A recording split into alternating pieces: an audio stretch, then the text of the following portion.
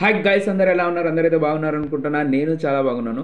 మనం ఈ రోజు అయితే మనకు పార్లమెంట్లో ఒక బిల్ అయితే ప్రవేశపెట్టారు. ఏ బిల్ అంటే వక్ఫ్ బోర్డ్ ఏదైతే చట్టం ఉందో 1995 దాన్ని అమెండ్మెంట్ అంటే దాన్ని సవరిస్తూ ఒక బిల్ అనేది మనకు ఆగస్టులో ప్రవేశపెట్టారు పార్లమెంట్లో. ఆ అమెండ్మెంట్స్ ఏంటి, ఫస్ట్ ఉన్న చట్టం ఏంటి, దాన్ని అమెండ్మెంట్స్ ఏం చేస్తున్నారని చూద్దాం. ఇంకోటి, చాలా ముస్లిం కమ్యూనిటీస్ ఈ బిల్ ఏదైతే ఉందో వక్ఫ్ బోర్డ్ బిల్ ని దీన్ని అపోజ్ చేస్తుంది.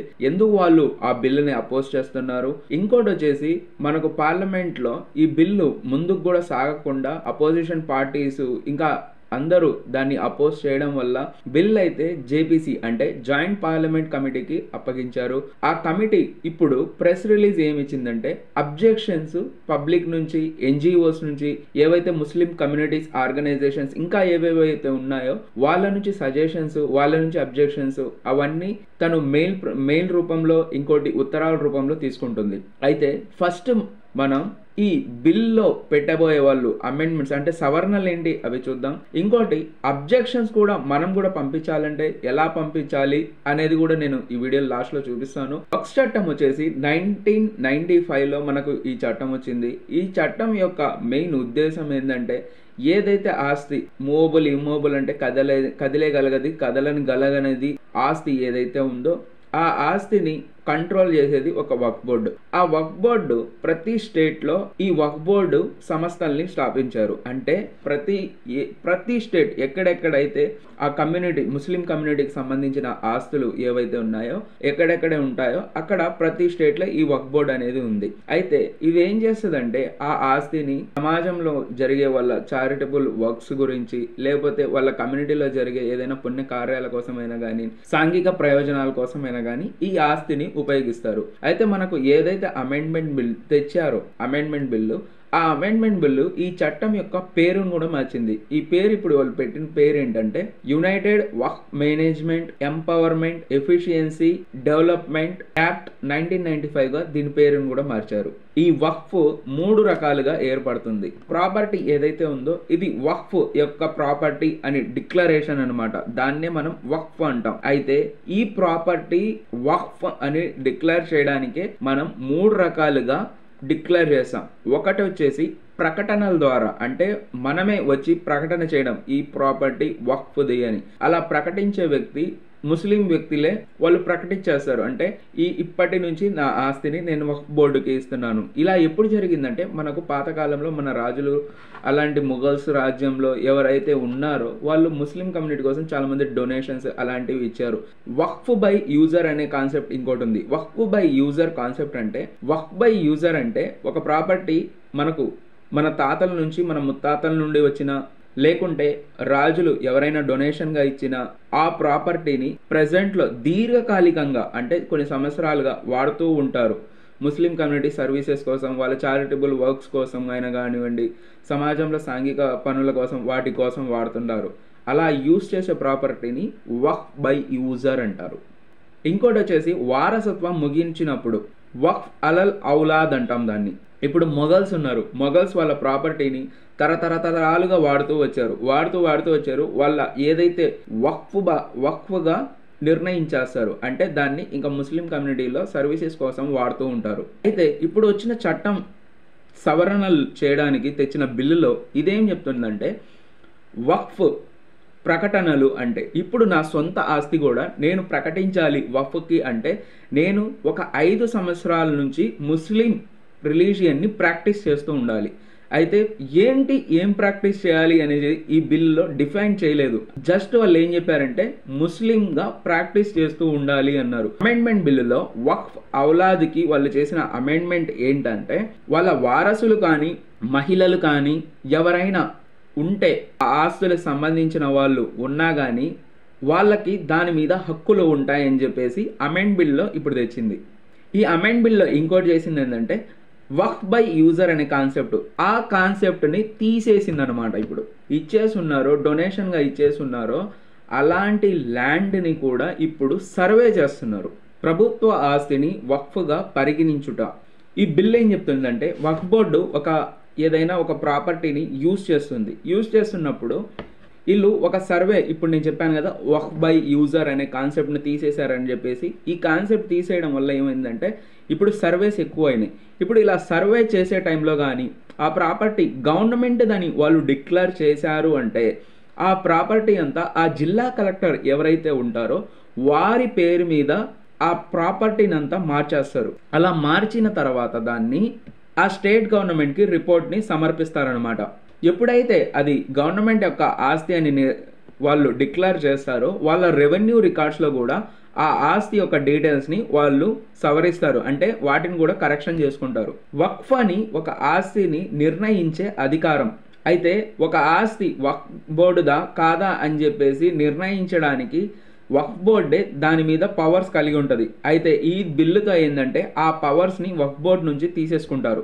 వక్ఫ్ యొక్క సర్వే ఏం చెప్తుందంటే చట్ట ప్రకారం అయితే ఏదైనా ఆస్తిని సర్వే చేయడానికి ఆ టైంలో కమిషనర్లు కానీ అడిషనల్ కమిషనర్స్ కానీ, అంటే స్టేట్ గవర్నమెంట్స్లో ఉంటారు కదా, ఆ కమిషనర్స్ వచ్చేసి దాన్ని సర్వే చేసేవాళ్ళు. అయితే ఈ బిల్లు అమెండ్మెంట్ ఏంటంటే ఆ సర్వే చేయడానికి ఇప్పుడు కలెక్టర్స్ సర్వే చేస్తారనమాట. అంటే ఫస్ట్ స్టేట్ గవర్నమెంట్ చేతిలో ఉన్న పవర్ ఇప్పుడు సెంట్రల్ గవర్నమెంట్ చేతిలోకి పవర్ మారింది. ఇప్పుడు కలెక్టర్స్ ఎవరైతే ఉంటారో వాళ్ళు స్టేట్లోనే ఉంటారు కదా అని మీరు అనుకోవచ్చు, కానీ వాటి అపాయింట్మెంట్స్ వాళ్ళని సెలెక్షన్ అంతా చేసేసి సెంట్రల్ గవర్నమెంట్ యూపీఎస్సీ బోర్డు కాబట్టి ఇప్పుడు మీరు ఇండైరెక్ట్గా చూసుకుంటే ఆ పవర్ సెంట్రల్ గవర్నమెంట్ చేతిలోకి వెళ్ళింది. నెక్స్ట్ వచ్చేసి ఏవైతే పెండింగ్ సర్వేస్ ఉన్నాయో ఆ స్టేట్ రెవెన్యూ డిపార్ట్మెంట్ మాత్రం ఆ సర్వేస్ని చేస్తుందని చెప్పి ఈ బిల్లులో చెప్పారు. కేంద్రం వక్ఫ్ కౌన్సిల్ చట్ట ప్రకారం కేంద్రం మరియు రాష్ట్ర ప్రభుత్వాలు వక్ఫ్ బోర్డులకు సలహా ఇవ్వడానికి ఒక కౌన్సిల్ని, కేంద్ర స్థాయిలో ఒక కౌన్సిల్ని ఏర్పాటు చేస్తారు. వక్ఫ్ ఇన్ఛార్జిగా కేంద్ర మంత్రి కౌన్సిల్కి ఎక్స్ అఫీషియో చైర్మన్గా ఉంటారు. చట్ట ప్రకారం అయితే కౌన్సిల్లోని మెంబర్స్ అందరూ ముస్లిమ్స్ అయి ఉండాలి మరియు కనీసం 2 మహిళలు ఉండాలి. అయితే బిల్ ప్రకారం ఇప్పుడు ఏం చెప్తున్నారంటే 2 వ్యక్తులు ముస్లిం కాని వారు ఉండాలి. చట్ట ప్రకారం ఎంపీలు ఇంకా రిటైర్డ్ అయిన ఎవరైనా న్యాయమూర్తులు, లాయర్స్, జడ్జెస్ వాళ్ళు మరి ఇంకెవరైనా ప్రముఖులు వాళ్ళు ముస్లిమ్స్ అయి ఉండడం అవసరం లేదని చట్ట ప్రకారంగా చెప్తుంది చట్టం. అయితే కొంతమంది సభ్యులు మాత్రం మస్ట్ అండ్ షుడ్ ముస్లిమ్స్ అయి ఉండాలి అని చెప్పి కూడా చెప్తుంది. ముస్లిం సంస్థల ప్రతినిధులు, ఇస్లామిక్ చట్టంలో పండితులు, వక్ఫ్ బోర్డ్ చైర్పర్సన్లు, ముస్లిం సభ్యులలో 2 మహిళలు ఉండాలి. చట్ట ప్రకారం ముస్లింలు ఎంపీలు, ఎమ్మెల్యేలు, ఎమ్మెల్సీలు అండ్ బార్ కౌన్సిల్లో ఉండే మెంబర్స్ రాష్ట్రంలో ఏదైతే వక్ఫ్ బోర్డు ఉంటుందో దానికి ఎన్నిక చేయబడతారు. అయితే బిల్ ఏం చెప్తుందంటే వాళ్ళలో నుంచి ఒకరికి పవర్ ఇలాంటిది ఇస్తుంది. ఆ వ్యక్తి ఒకరిని నామినేట్ చేయొచ్చు, అంటే ఒకరిని ఎన్నుకోవచ్చు. ఎలాంటి పర్సన్ అయి ఉండొచ్చు అంటే తను ముస్లిం అయినా ఉండొచ్చు, తను ముస్లిం కూడా కాకపోయినా అయి ఉండొచ్చు.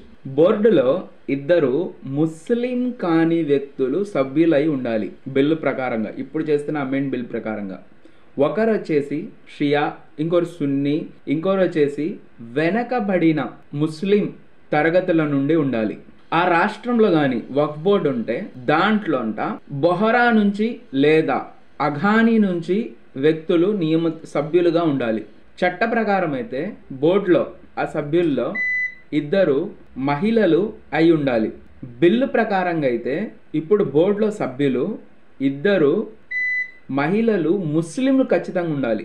ట్రిబ్యునల్స్ యొక్క సమ్మేళనం చట్ట ప్రకారంగా అయితే ఏవైతే వక్ఫ్ అని ఉంటాయో, ప్రాపర్టీస్ అవి ఉంటాయో వాటి మీద వివాదాలను పరిష్కరించడానికి, అంటే సొల్యూషన్స్ చేయడానికి రాష్ట్రంలో ట్రిబ్యునల్స్ని ఏర్పాటు చేస్తారు. దీంట్లో కొంతమంది సభ్యులు ఉంటారు. అదనపు జిల్లా మెజిస్ట్రేట్కు సమానపు రాష్ట్ర అధికారి, ఇంకోరు వచ్చేసి ముస్లిం చట్టంలో మరియు న్యాయ శాస్త్రంలో పరిజ్ఞానం కలిగిన వ్యక్తి. అయితే బిల్లు ఏదైతే ఉందో ముస్లిం చట్టం మరియు న్యాయశాస్త్రంలో పరిజ్ఞానం కలిగిన వ్యక్తి అనేది ఆ పాయింట్ని బిల్లులో నుంచి తీసేశారు. ఇప్పుడు ముస్లిం చట్టం అండ్ న్యాయశాస్త్రంలో పరిజ్ఞానం కలిగిన వ్యక్తిని ఫస్ట్ ఉన్న చట్టంలో అయితే వాళ్ళని మెంబర్గా తీసుకునేది. మనం ముస్లిం చట్టం, న్యాయశాస్త్రంలో పరిజ్ఞానం లేకపోయినా సభ్యులుగా తీసుకునే అవకాశం ఇప్పుడు ఇక్కడ ఉంది. ట్రిబ్యునల్ యొక్క ఆదేశాలపై అప్పీలు అంటే ఏవైనా కొన్ని మనం చెప్పుకున్నాం కదా, ఏదైనా వక్ఫ్ ప్రాపర్టీ మీద విచారణ జరపాలంటే, వివాదాలని చూడాలంటే ఆ ట్రిబ్యునల్స్లో మనం వాటి గురించి పరిష్కరిస్తామని. దాని మీద ఏదైతే డెసిషన్ మన ట్రిబ్యునల్స్లో వస్తుందో అది ఫైనల్ అయ్యేది. దాని మీద అప్పీల్ చేయడానికి అంటే పై కోర్టుకి వెళ్ళేసి మనం అప్పీల్ చేసుకోవడానికి అవకాశం లేదు. ట్రిబ్యునల్ యొక్క నిర్ణయాలు ఫైనల్ నిర్ణయాలు అంటే తుది నిర్ణయాలుగా నిర్ణయించడానికి బిల్లు రిమూవ్ చేస్తుంది, అంటే తొలగిస్తుంది ఆ పాయింట్ని. ట్రిబ్యునల్ ఏదైతే ఆదేశాలు ఇచ్చిందో దాన్ని 90 రోజుల లోపల మనం హైకోర్టులో అప్పీల్ చేసుకోవచ్చు అంట. ఇప్పుడైతే నేను కంప్లీట్గా ఏదైతే ఉందో వక్ఫ్ బోర్డ్ అమెండ్మెంట్ బిల్లు అన్నీ మీ ముందైతే పెట్టాను. ఇప్పుడు వరకైతే మనం అమెండ్మెంట్ బిల్ 2024లో ఏముంది అని చూసాం. ఇప్పుడు దీనిలో ఉన్న డార్క్ సైడ్ రియాలిటీనే ఇప్పుడు ముస్లిం కమ్యూనిటీస్ దాన్ని అపోజ్ చేస్తున్నాయి. ఎందుకు అపోజ్ చేస్తున్నాయి? ఈ బిల్లు వల్ల ముస్లిమ్స్కి ఏం నష్టం అవుతుంది అనేది మనం ఇప్పుడు చూద్దాం. సెక్యులరిజాన్ని హాని కలిగిస్తుంది. సెక్యులరిజం అనేది మన కాన్స్టిట్యూషన్లో బేసిక్ స్ట్రక్చర్. దాన్ని ఎవరు మార్పు చేర్పు చేయలేరు అని చెప్పేసి సుప్రీంకోర్టు ఆల్రెడీ చెప్పింది. మనకు ఏదైతే ఇప్పుడు హిందూయిజంలో అయినా కానివ్వండి, సిక్కిజము, జైనిజము, వాళ్ళ ట్రస్ట్స్ ఏదైతే వాళ్ళ బోర్డ్స్ ఉన్నాయో, వాళ్ళ కమిటీస్ ఉన్నాయో, వాళ్ళ ఏవైతే ఆర్గనైజేషన్స్ ఉన్నాయో వాటిల్లో మెంబర్స్ ఎవరు ఉంటారంటే ఆ మతానికి చెందిన వాళ్ళే ఉంటారు. ఎందుకు ఆ మతానికి వాళ్ళు చెందిన వాళ్ళు ఉంటారంటే వాళ్ళకి వాళ్ళ మతం గురించి, వాళ్ళ ఆచారాల గురించి, వాళ్ళ కల్చర్స్ గురించి వాళ్ళకి బాగా తెలుసుంటాయి కాబట్టి వాళ్ళనే పెడతారు.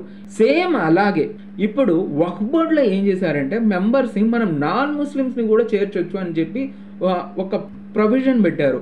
ఇప్పుడు నాన్ ముస్లిమ్స్ని చేర్చడం వల్ల సెక్యులరిజం ఎలా హాని కలిగిందంటే, సెక్యులరిజం అనగానే ఏదైతే గవర్నమెంట్ స్టేట్ ఉంటుందో అది మొత్తం రిలీజియన్స్ ఈక్వల్గా చూడాలి. ఒకవేళ ప్రమోట్ చేసినా ఈక్వల్లీ ప్రమోట్ చేయాలి. ఒక రిలీజియన్కి ఎక్కువ, ఒక రిలీజియన్ తక్కువ చూడకూడదు. ఇప్పుడు ఏదైతే ముస్లిం కమ్యూనిటీ ఉందో వాళ్ళ వక్ఫ్ బోర్డ్ కమిటీ ఏదైతే ఉందో దాంట్లో నాన్ ముస్లిమ్స్ని తేవడం ఒక ముస్లిం రిలీజియన్ని ఇస్లాం వరకు టార్గెట్ చేసినట్టు కనిపిస్తుంది ఈ బిల్లో.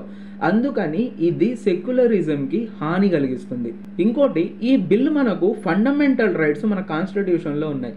ఆ కాన్స్టిట్యూషన్లో ఉన్న ఫండమెంటల్ రైట్స్లో ఆర్టికల్ 24, ఆర్టికల్ 25, ఆర్టికల్ 26, 27 ఉన్నాయి. ఇవి రిలీజియస్ గురించి, వాళ్ళ మైనారిటీస్ హక్కుల గురించి, వాళ్ళ రిలీజియన్ని వాళ్ళు ప్రమోషన్ చేసుకోవడానికి, ఇప్పుడు మద్రసాస్ ఉన్నాయి, దర్గాలు ఉన్నాయి, మస్జిద్లు ఉన్నాయి, ఇవన్నీ ప్రాక్టీస్ చేయడానికి, వాళ్ళ కల్చర్ని వాళ్ళు ఫ్రీడమ్తో స్వతంత్రంగా ప్రాక్టీస్ చేయడానికి ఈ ఫండమెంటల్ రైట్స్ వాళ్ళకు తోడ్పడతాయి. అయితే ఈ బిల్లు రావడం వల్ల ఈ ప్రాక్టీసెస్, ఈ కల్చర్కి చాలా దెబ్బ తగులుతుంది. ఫండమెంటల్ రైట్స్ ఆర్టికల్ 27, 25, 26, 24ని హాని కలిగిస్తుంది. ఇంకోటి, ఇప్పుడు వక్ఫ్ బోర్డులో నాన్ ముస్లిమ్స్ని మెంబర్స్ని తెచ్చి పెట్టడం వల్ల కల్చర్ గురించి అంత ఐడియా ఉండదు, వాళ్ళ ముస్లిం చట్టాల గురించి వాళ్ళకి అంత ఐడియా ఉండదు, ముస్లిం చాలా ఇష్యూస్ కూడా దీంతో రైజ్ అవుతాయి. ఇలా చేయడం వల్ల ముస్లిం కమ్యూనిటీ మెంబర్స్ ఎవరైతే ఉన్నారో, ఆ కమ్యూనిటీ పీపుల్ ఎవరైతే ఉన్నారో వాళ్ళ ఆత్మగౌరవాన్ని నష్టం కలిగించినట్టు, అంటే వాళ్ళకు డిస్రెస్పెక్ట్ కలిగించినట్టు. ఒక వ్యక్తిని డిస్రెస్పెక్ట్ కలిగించడం అంటే ఆర్టికల్ 21 ఫండమెంటల్ రైట్ కింద వస్తుంది. ఆర్టికల్ 21 కూడా మనకు basic structure of the constitution అని సుప్రీంకోర్టు ఎప్పుడో చెప్పింది. నాన్ ముస్లిమ్స్ని చేర్చడం వల్ల కూడా మనం చూసుకుంటే వాళ్ళు మన కల్చర్స్ని పూర్తిగా అర్థం చేసుకోలేరు. గవర్నమెంట్ యొక్క అధికారం దీంట్లో ఎక్కువ అవుతుంది. ఎలా అని చూసుకుంటే, ఇప్పుడు వక్ఫ్ బోర్డ్ ఏదైతే తన ఆస్తులు ఉన్నాయో తన ఆస్తులని ఎప్పటి నుంచో కాపాడుకుంటూ వస్తుంది. వక్ఫ్ బోర్డ్లో ఇప్పుడు గవర్నమెంట్ యొక్క ఆధిక్యం ఎక్కువ అవ్వడం వల్ల దాంట్లో వాళ్ళు ఒక జిల్లా కలెక్టర్స్ ఎవరైతే ఉన్నారో వాళ్ళకి అధికారం ఇచ్చింది. ఆ వక్ఫ్ బోర్డ్లో ఇప్పుడున్న ప్రాపర్టీస్ని కూడా అది వక్ఫ్ బోర్డ్ దా గవర్నమెంట్ దా సర్వే చేసి చెప్పడానికి. ఒకవేళ గవర్నమెంట్ కానీ ఇది వక్ఫ్ బోర్డ్ ప్రాపర్టీ గవర్నమెంట్ దా అన్నప్పుడు అది వక్ఫ్ బోర్డ్ నుండి తీసుకోవడానికి వాళ్ళకి అవకాశం వచ్చేసింది. ఇప్పుడు ఇంకోటి వచ్చేసి, ఈ బిల్లుతో మనకు కొంతమంది డోనర్స్ ఆస్తుల్ని ఇచ్చుంటారు. ఆ ఆస్తులు ఒకసారి వాళ్ళు దానం చేసిన తర్వాత అది ఆ రిలీజియన్ కమ్యూనిటీ వాళ్ళ అవసరాలు, వాళ్ళ సర్వీసెస్ కోసమే యూజ్ చేయాలి. దాని మీద మళ్ళీ మనకు పర్సనల్ రైట్స్ ఎలాంటివి ఉండవు.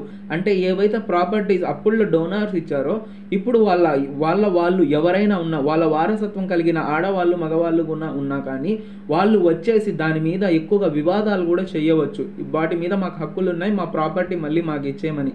ఈ వివాదాలు కూడా ఇప్పుడు వక్ఫ్ బోర్డులో ఎక్కువ అవ్వబోతున్నాయి. ఏవైతే ఇప్పుడు వక్ఫ్ బోర్డులో వక్ఫ్ బోర్డ్ ట్రిబ్యునల్స్ ఏమైనా డిసైడ్ చేస్తే వాటి లిటిగేషన్స్ మీద వాళ్ళకి సంబంధించిన కేసెస్ మీద డెసిషన్ ఇచ్చినప్పుడు అదే ఫైనల్ ఉండేది. ఇప్పుడు ఆ ఫైనల్ అనే డెసిషన్ ని తీసేశారు. అంటే హైకోర్టుకి కూడా వెళ్ళి అప్పీల్ చేసుకోవచ్చని 90 రోజుల్లో ఈ బిల్లులో ఆమోదించారు. ఇలా ఆమోదించడం వల్ల లిటిగేషన్స్ ఎక్కువ పెరుగుతాయి. ఆల్రెడీ మనకు హైకోర్టులో చాలా కేసెస్ డిస్కస్ అవుతున్నాయి, చాలా కేసెస్ పెండింగ్స్ కూడా ఉన్నాయి. పెండింగ్ లో ఉన్న కేసెస్ పెండింగ్ పెరుగుతా పోతుంటే జస్టిస్ డిలే అవుద్ది. మనం చాలా మంది ఫిలాసఫర్స్ కూడా చెప్తున్నారు, where there is a trial delay there is justice delay అని. మనకు వక్ఫ్ బై యూజర్ కాన్సెప్ట్ తీసేయడం వల్ల మనం చూసాం, అక్కడ యూజర్ కాన్సెప్ట్ ఎప్పుడైతే తీసేస్తారో అది వక్ఫ్ బోర్డ్ ప్రాపర్టీ గవర్నమెంట్ ప్రాపర్టీ అని మళ్ళీ అక్కడ డైలమా వస్తుంది. అలా డైలమా వచ్చిన చోట గవర్నమెంట్ ఇన్వాల్వ్మెంట్ ఎక్కువ ఉండడం వల్ల వాళ్ళు కానీ ఇది గవర్నమెంట్ ప్రాపర్టీ అని చెప్పడానికి కూడా ఛాన్సెస్ ఎక్కువ ఉన్నాయి. అలా చెప్పినప్పుడు ఫైనల్ డెసిషన్ ఇప్పుడు జిల్లా కలెక్టర్స్ ఎవరైతే ఉంటారో వాళ్ళ చేతుల్లో ఇవ్వడం వల్ల ఆ వక్ఫ్ బోర్డ్ దగ్గర ఉన్న ప్రాపర్టీస్ వక్ఫ్ బై యూజర్తో వచ్చిన ప్రాపర్టీస్ ఆ ఆస్తులు కూడా కోల్పోవడానికి ఛాన్సెస్ ఉన్నాయి. దాన్ని మనం కాపాడుకోలేము.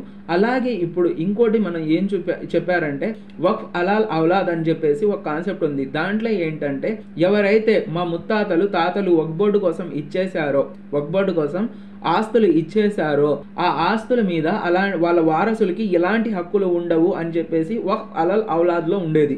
ఇప్పుడు ఈ బిల్లు ప్రవేశపెట్టిన తర్వాత ఈ బిల్లు ఏం చెప్తుందంటే వాళ్ళ వారసత్వంగా వస్తున్న ఎవరైతే పిల్లలు ఉన్నారో, మగవాళ్ళైనా ఆడపిల్లలైనా కానీ వాళ్ళకు వాటి మీద కూడా వాళ్ళకి హక్కు కలిగించండి అని చెప్పేసి అంటుంది.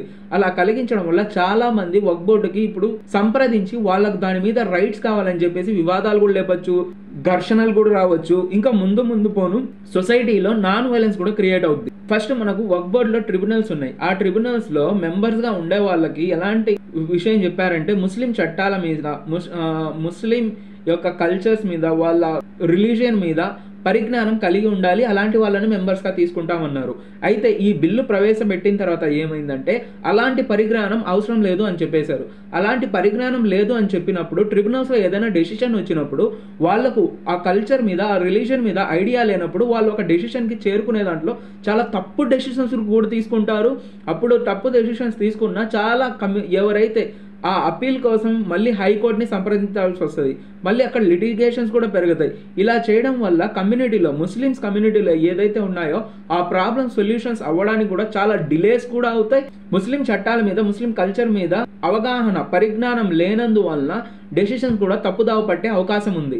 ఇప్పుడు ఈ బిల్లు ఏదైతే ఉందో ముస్లిం కల్చర్స్కి, ముస్లిం రిలీజియన్స్కి, ముస్లిం యొక్క బిలీఫ్స్ ఏదైతే వాళ్ళు ముందుకు సాగుతున్నారో వాటన్నిటి మీద సవాళ్ళు ఎత్తేలాగా ఈ బిల్లుని రూపొందించారు. కాబట్టి ముస్లిమ్స్ కమ్యూనిటీ ఈ బిల్లుని అపోజ్ చేస్తున్నారు. మనం ఇంకో విషయం చూసుకున్నా కానీ ఈ బిల్లులో ఏమన్నారంటే ఒక సపరేట్ వక్ఫ్ బోర్డ్స్ కూడా వాళ్ళు నిర్ణయించుకోవచ్చు. అంటే సున్నీస్కి ఒక సపరేట్ వక్ఫ్ బోర్డు, షియాస్కి ఒక సపరేట్ వక్ఫ్ బోర్డు, బొహరాస్కి ఒక సపరేట్ వక్ఫ్ బోర్డు, అఘానీకి ఒక సపరేట్ వక్ఫ్ బోర్డు ఇలా నిర్మించుకోవచ్చు అని చెప్పేసి దాంట్లో వాళ్ళు పర్మిషన్ ఇవ్వడం జరిగింది. ఇలా నిర్మించుకోవడం వల్ల ఏమవుద్దంటే డివైడ్ అండ్ రూల్ అవుద్ది. ఇప్పుడు మనం బ్రిటిష్ కాలంలో కూడా మనం చూసాం, బ్రిటిషర్స్ని మనల్ని అనగతొక్కడానికి వాళ్ళు మన అందరిలో ఉన్న యూనిటీని తగ్గొట్టారు. ఆ యూనిటీని తగ్గొట్టడానికి వాళ్ళు ఏం చేశారంటే ముస్లిమ్స్, హిందూస్, క్రిస్టియన్స్ అని చెప్పేసి ఇలా గొడవలు పెట్టారు. దాంట్లో డివైడ్ అండ్ రూల్ క్రియేట్ చేశారు. అలాగే ఇప్పుడు ముస్లిం కమ్యూనిటీలో కూడా ఇలాంటి నాన్ వైలెన్స్ జరగబోతుంది. ఎందుకంటే వీళ్ళు ఇప్పుడు వరకు ఏదైతే వక్ఫ్ బోర్డ్స్ ఉన్నాయో అవన్నీ ఒక కమ్యూనిటీ, సింగిల్ ముస్లిం కమ్యూనిటీ, అంటే దాంట్లో మళ్ళీ గ్రూప్స్ లేకుండా ఒకే వక్ఫ్ బోర్డ్ లాగా ఉండేది. ఇప్పుడు ఇలాంటి సున్నీస్ ఒక వక్ఫ్ బోర్డు, షియాస్ ఒక వక్ఫ్ బోర్డు, అంటే ఇలా సపరేట్ వక్ఫ్ బోర్డ్ చేసుకోవడం వల్ల డివైడ్ రూల్ వస్తుంది. ఇలా డివైడ్ రూల్ వచ్చినప్పుడు నాన్ వైలెన్స్ జరగద్ది, వీళ్ళలో వివాదాలు జరుగుతాయి, ముస్లిం కమ్యూనిటీలోనే గొడవలు జరగడానికి కూడా ఎక్కువ ఛాన్సెస్ ఉన్నాయి. అందుకని చెప్పేసి ముస్లిం కమ్యూనిటీస్ ఈ బిల్ని అపోజ్ చేస్తున్నారు. దీనికి అపోజ్ చేయడం వల్లే ఇప్పుడు ఏదైతే జేపీసీ కమిటీలో, జాయింట్ పార్లమెంట్ ఆ కమిటీకి ఆ బిల్ని రిపోర్ట్ సబ్మిట్ చేయమని ఇచ్చింది. ఇప్పుడు ఆ కమిటీ వాళ్ళు కూడా మన దగ్గర నుంచి సజెషన్స్, అపోజిషన్స్, ఎందుకు అపోజ్ చేస్తున్నాం అనే అబ్జెక్షన్స్ రేస్ చేసి వాళ్ళ పోస్టల్ అడ్రస్ కైనా వాళ్ళ ఈమెయిల్ కైనా పంపమని అడిగారు. 15 రోజుల్లో November 1st week winter session start అవుతాయి. జేపీసీ కమిటీ ఏదైతే ఉందో ఆ రిపోర్ట్ ని వింటర్ సెషన్స్లో ఫస్ట్ వీక్లో పార్లమెంట్లో రిపోర్ట్ సబ్మిట్ చేయాలి. మీరు ఎవరైతే అపోజ్ చేయాలనుకుంటున్నారో, అబ్జెక్షన్ చేయాలనుకుంటున్నారో దానికి మీరు ఇలా పంపవచ్చు. వీడియో చూస్తున్నారు కదా, జస్ట్ డిస్క్రిప్షన్లో వెళ్ళారంటే అక్కడి నుంచి నేను మీకు వీడియోలో మొత్తం నేను చేస్తూ చూపిస్తా, చూడండి. అబ్జెక్షన్స్ ఎలా సెండ్ చేయాలి అంటే ఇక్కడ మోర్ అని ఉంది కదా, దీన్ని క్లిక్ చేయండి. మళ్ళీ ఇక్కడ మోర్ ఉంది కదా, దీన్ని క్లిక్ చేయండి. మీకు ఇక్కడ టోటల్ అబ్జెక్షన్ కనిపిస్తుంది. ఇక్కడ వచ్చేసి మీరు చూసుకున్నట్టయితే మనకు అడ్రస్ కూడా ఇచ్చున్నాడు, ఏ అడ్రస్కి పంపించాలి అని చెప్పేసి. అబ్జెక్షన్స్ మెయిల్ ఐడి కూడా ఇచ్చున్నాడు. ఆ మెయిల్ ఐడినే ఇక్కడ నేను సపరేట్గా రాసున్నా. ఇప్పుడు అడ్రస్ కూడా ఇక్కడ ఇచ్చాను చూడండి. ఈ పోస్టల్ పంపించే వాళ్ళు ఈ అడ్రస్ పంపించండి, మెయిల్ చేయాలంటే ఈ మెయిల్కి చేయండి అబ్జెక్షన్స్ ఏం చేయాలి అన్నప్పుడు ఇక్కడ నేను ద చేంజెస్ అని ఉంది కదా, అక్కడి నుంచి లాస్ట్ వరకు కాపీ చేయాలి. లాస్ట్ వరకు కాపీ చేయాలి మీరు. ఇక్కడ వరకు కింద నుంచి సెలెక్ట్ చేసుకోండి. పైన నుంచి సెలెక్ట్ చేస్తే మీకు కాపీ ఆప్షన్ కనిపించదు. ఇక్కడ వరకు సెలెక్ట్ చేస్తే పైన కాపీ ఆప్షన్ వస్తుంది, దాన్ని కాపీ అని చేయండి. కాపీ అని చేసిన తర్వాత మీ జీమెయిల్లో ఓపెన్ చేయండి. జీమెయిల్ ఓపెన్ చేస్తే కంపోజ్ మెయిల్ అని ఉంటుంది అక్కడే. దాన్ని క్లిక్ చేసిన తర్వాత ఇక్కడ మొత్తం సెండ్ పేస్ట్ కొట్టేయండి. ఏదైతే మీరు మొత్తం చేశారో ఇక్కడ జస్ట్ ఇక్కడ గట్టిగా పట్టుకున్నారనుకోండి, మీకు పేస్ట్ ఆప్షన్ వస్తుంది. ఆ పేస్ట్ ఆప్షన్ కొట్టారంటే చాలు, మొత్తం పేస్ట్ అయిపోద్ది ఇక్కడ. నెక్స్ట్ వచ్చేసి ఇక్కడ ఏ మెయిల్కి పంపించాలి, ఏ మెయిల్కి పంపించాలి అన్నప్పుడు ఇక్కడ కనిపిస్తుంది చూడండి మెయిల్ ఐడి.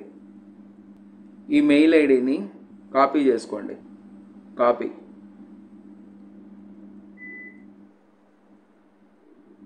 ఏదైతే మీరు పంపిస్తున్నారు కదా మెయిల్, అది అక్కడ 2 దగ్గర ఈ మెయిల్ని పేస్ట్ చేసేయండి. అంతే. మీరు టైప్ అయినా చేసేయచ్చు. కింద వచ్చేసి సబ్జెక్ట్లో opposing the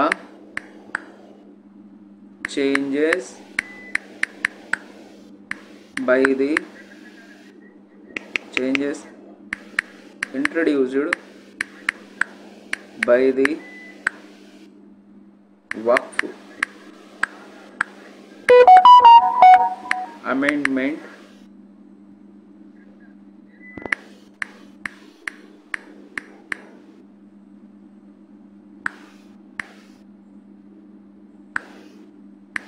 బిల్ 2024 అని టైప్ చేసేసి పైన సెండ్ బటన్ ఉంది కదా, దాన్ని టచ్ చేసేసారంటే సెండ్ అయిపోద్ది.